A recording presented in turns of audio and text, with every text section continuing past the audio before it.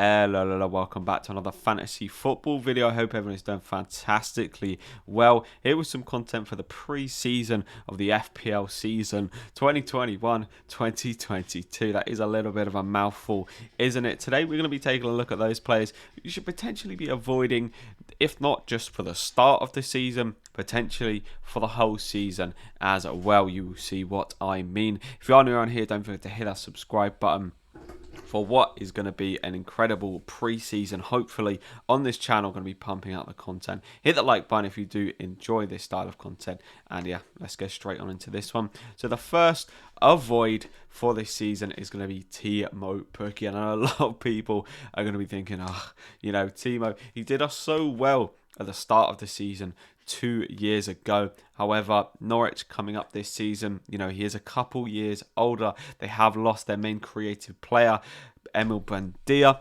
and just have a look at these fixtures as well. Going into their first two fixtures, playing against Liverpool, playing against Manchester City, then he plays against Arsenal, then he plays against Leicester, then he plays against Arsenal.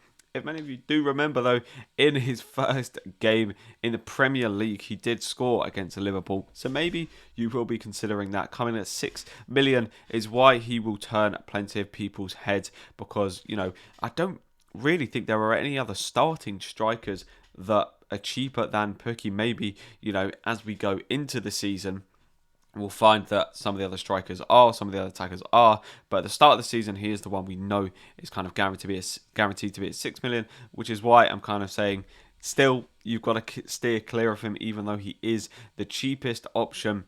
I don't think he's going to do very well at the start of this season, if not throughout the whole of this season. He might pick up a couple of goals, and also what you do if you pick if you pick Pukki is you trap yourself. As I say, there aren't any real options that are cheaper than him. So if you bring in Pukki for 6 million, it's then very, very hard to transfer him out for even the likes of Tony, even someone a little bit more expensive like an Antonio or a Jimenez. You're going to need to find that money from somewhere, and Pukki's just not really the player who's going to be able to do that for you.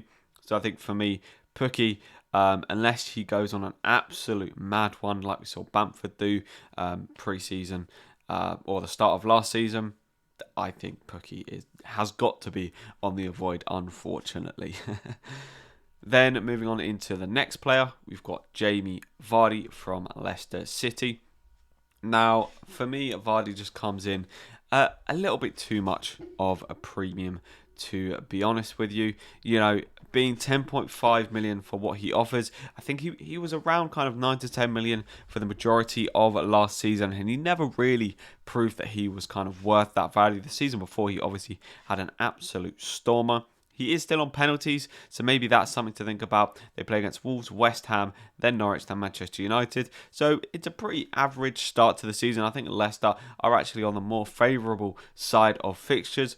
But coming into the season at the age of 35 with the injury problems that he has had, and the fact that his teammate Iheanacho is 3 mil cheaper at 7.5 million. I think Nacho is basically going to be playing pretty much every single game this season. For me, it's a no-brainer to go for Iheanacho over Jamie Vardy.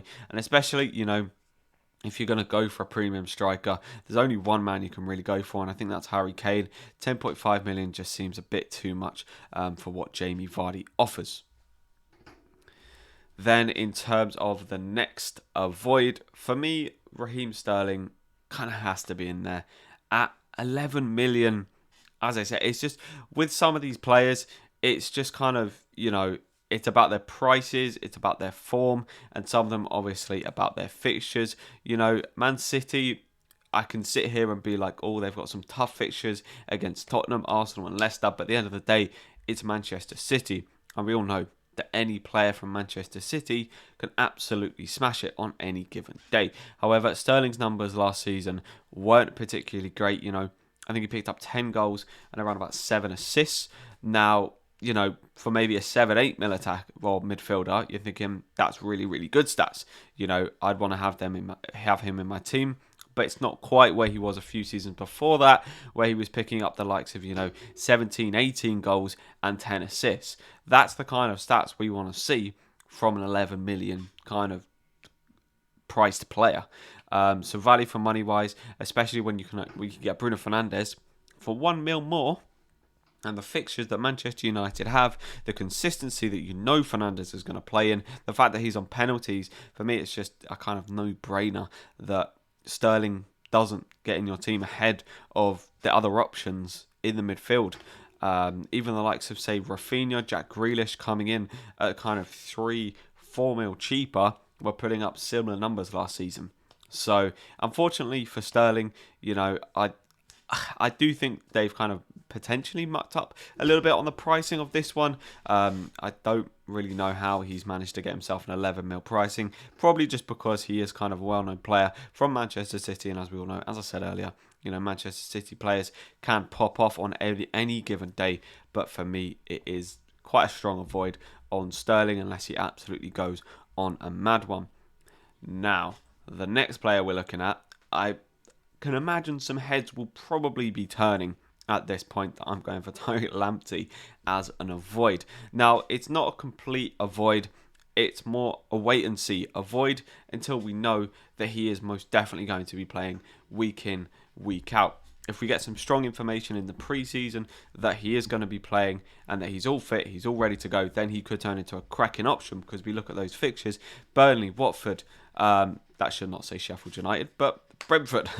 They have some very, very good fixtures going at the start of this season, which is why a lot of people are choosing Sanchez in goal. However, Lamptey last season, he looks very, very bright, but in games where he could have potentially hauled, he's getting an assist in the first half, then after 45 minutes, he'd be pulled off. So for me, it's 100% wait and see with Lamptey. If he managed to pull through, get over the injury problems that he has had, as I say, could be a cracking option, but not a complete avoid. Just wait and see, avoid until we know more, basically. So I wouldn't be putting him I wouldn't be putting him in the kind of starting lineup for your team this year. Potentially bring him in even for that Brentford game a little bit further down the line. Then, in terms of the last player, we're going to be looking at to avoid. I will mention a couple of other players as well, just that maybe in my mind don't seem quite right, is Che Adams for Southampton. Now, Che Adams, I don't really know what's gone on with the pricing here, to be honest with you. I'm pretty sure he ended the season having dropped about 0.3 mil, going down to about 5.7, 5.8 million, and somehow has managed to get himself a 1 million increase up to 7 mil. He plays against Everton, then Manchester United, then Newcastle, then West Ham. So not too favourable fixtures. He obviously looked very good for kind of the expected goal returns at points last season, but Southampton were pretty underwhelming kind of overall. I also think that Danny Ings, on his day can be very, very good, but the injury problems that he has, the rotation that Hasenhüttl likes to have up front as well, at Southampton, you don't actually know for a 7 million striker whether he's going to play week in, week out, which for me makes him a very, very strong avoid. To be honest with you, as I'm saying with these attackers, I don't think that the pricing of the attackers is of that great value this year. As I say, with Pukki being the cheapest one at 6 million, I don't think he's particularly great. I'm probably going to rustle a few feathers here by saying I don't actually think Tony offers the greatest of value at 6.5 million. I think it's a reasonable, it's a fair price to pay for him. But I definitely wouldn't say it's great value, considering, he's not proven at all in the Premier League yet. The first 10 fixtures that Brentford have are very, very difficult. It's going to be a while until you get a good run of fixtures for Brentford. Then in terms of the other attackers, Callum Wilson at 7.5, Antonio at 7.5. As I say, they're probably fair prices to pay, but no one really strikes out as kind of, a very, very good priced option. Calvert-Lewin as well, 8 million, because they have good fixtures. I can see him going in quite a few teams. I'd say for me, Iheanacho is probably the best valued attacker, coming at 7.5 value or million, and the kind of form that he did have. But I think, Che Adams, Chris Wood, Pukki, those kind of guys, they've got to be avoids for me coming in just at a bit too premium of a price to pay for the attacking output that isn't really there, to be honest with you.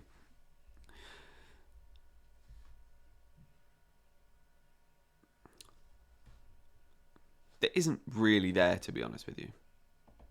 So if you have enjoyed this quick little look at those players to avoid ahead of the FPL 2021-22 season, don't forget to hit that like button if you have enjoyed. Hit the subscribe button if you're new around here, and I'll catch you in the next one.